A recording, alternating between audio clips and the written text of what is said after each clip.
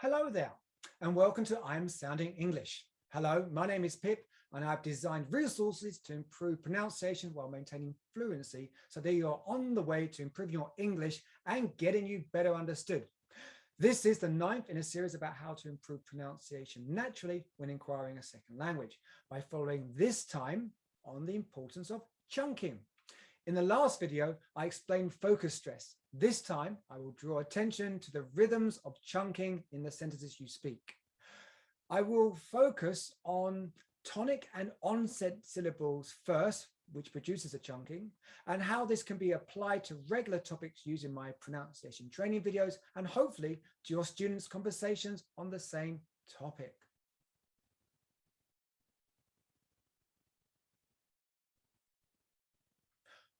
Hello there, and welcome to I'm Sounding English.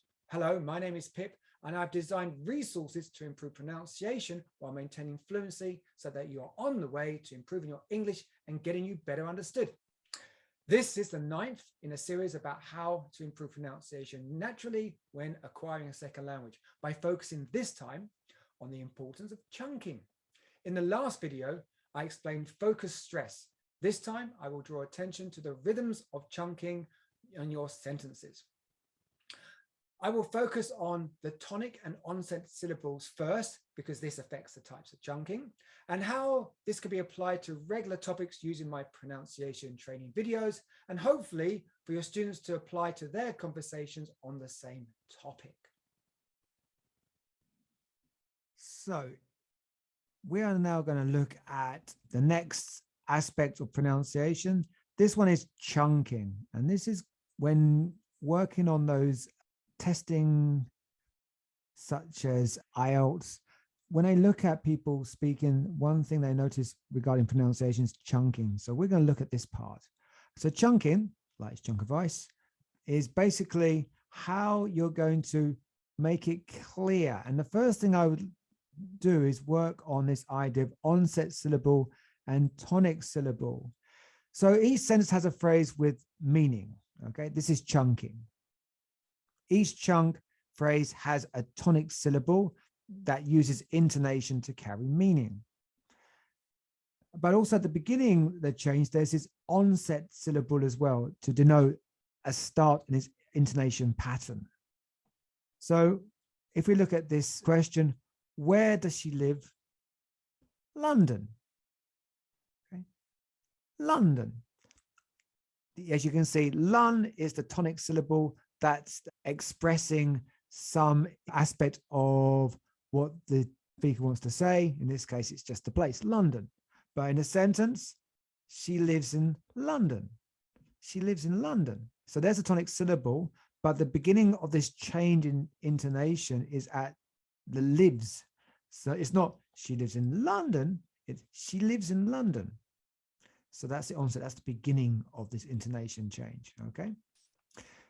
She lives in London, okay? So I don't see her much.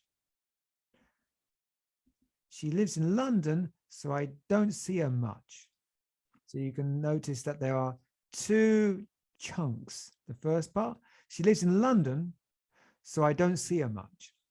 There's two parts I want to look at. First is, as you can see, there's two chunks, but also the first chunk, the intonation doesn't go all the way down. That's to indicate that this person wants to continue talking. But there are two chunks, and that's what we're trying to look at too. But to understand that, it's also important to remember the content and function words, the bricks and mortar. So as I said before, in the blue, that's the content words, the bricks, the most important words you want to express. And the function words it's the mortar that fixes these important words together. Okay, so we looked at this before, but important is the most important word in this. So that's the focus word.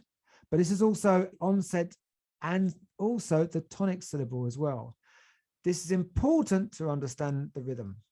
This is important to understand the rhythm.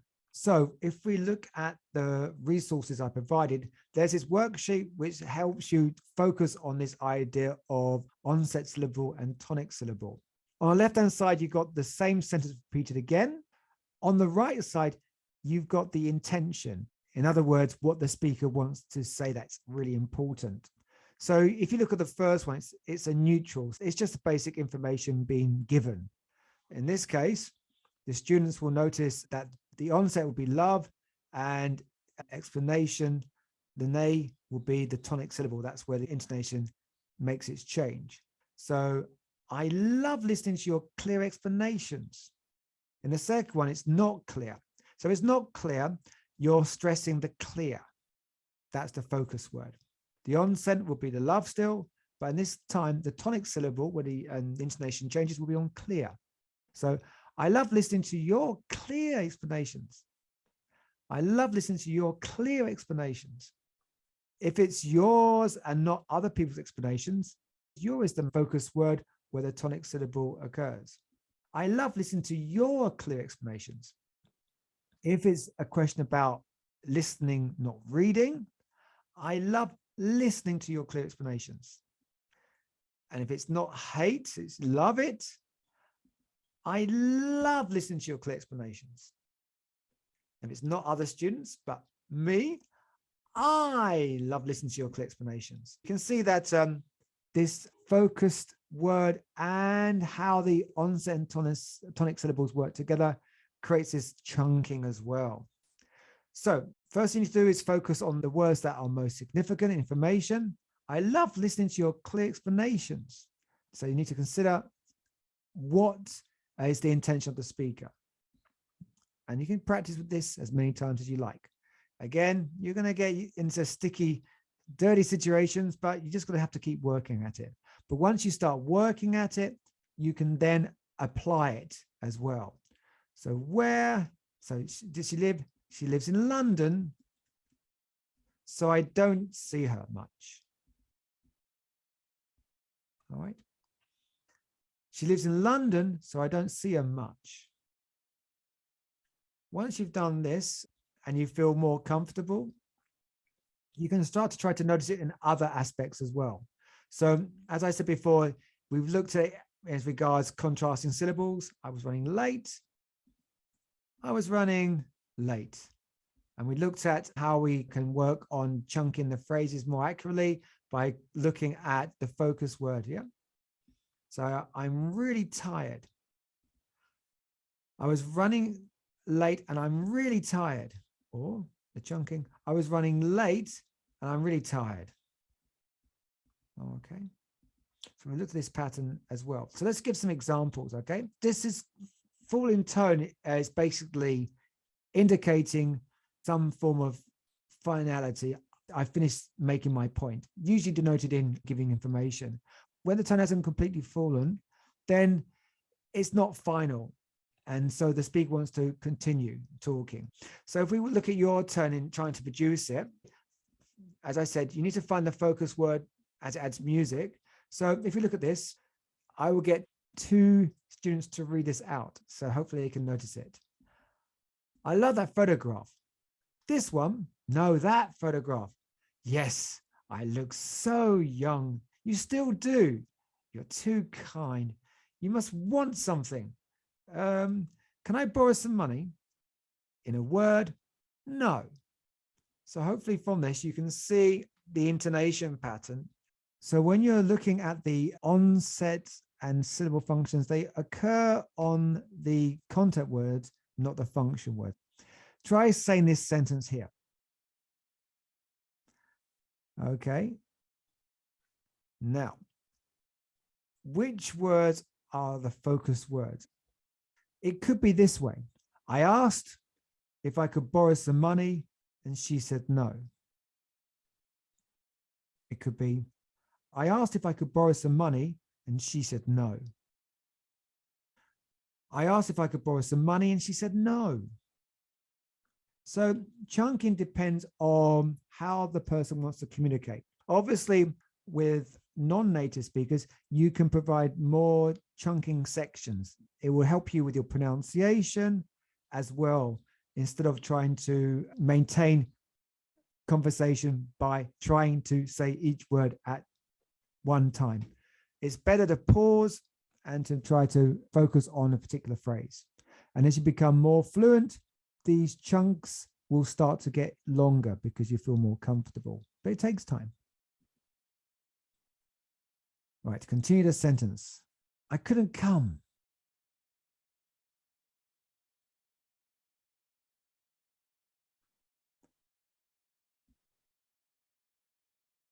I couldn't come as I had to finish my work. So you're noticing that the first one, the tonic syllable goes right the way down, but in the second one, it doesn't go completely down. Let's try another one. It was good fun. It was good fun because I saw my friends. That movie was bad. That movie was bad as the story was slow. So your turn.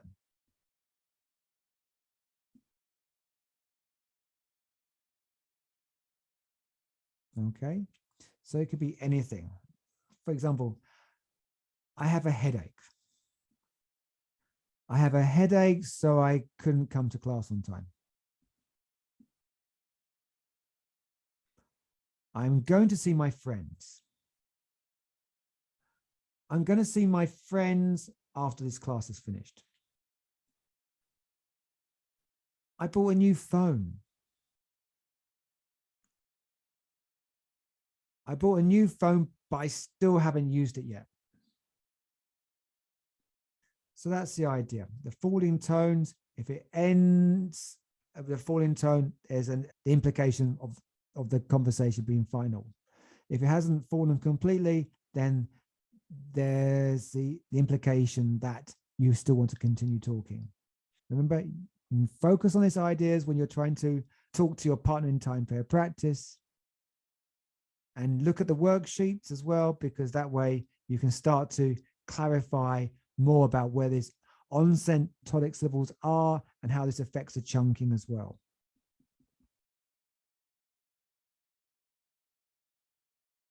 So if you look, the first one says, it is interesting, but it's difficult for me to follow your explanations. It is interesting, but it's difficult for me to follow your explanations. It is interesting, but it's difficult for me to follow your explanations. It's interesting, but it's difficult for me to follow your explanations. It is interesting, but it is difficult for me to follow your explanations.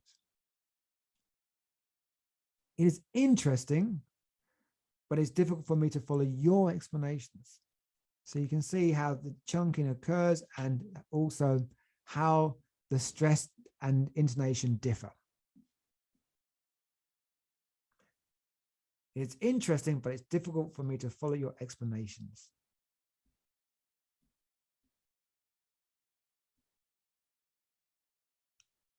So you can try with these phrases as well. Sorry I'm late, but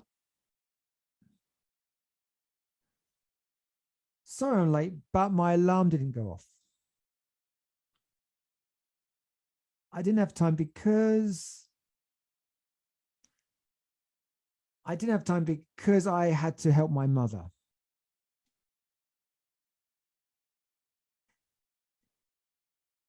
It was good, but maybe you should have spent more time on it. I'll be there as long as there are no more train delays. So keep working it, you'll get there. You can try and focus on the phrases to see where the chunking occurs. Often I give students the opportunity to put slashes where they think there's a pause to help chunking, underline the focus words, and write the onset and tonic syllables as well. And then go through the actual videos, shadowing, and then you'll start to recognize where these actually are. Now, as you know, there's a lot of opportunity to find ways of improving this aspect pronunciation. But as I've found, the videos I produce is somewhere in the middle, where you can try to look at TV shows and movies to understand this aspect of pronunciation, but it's sometimes quite hard to maintain. So hence my phrases and IELTS videos to try to get students to get a little bit more practice, and then they can start to understand the subtleties of movies and TV shows. Anyway, thank you very much and have a good day.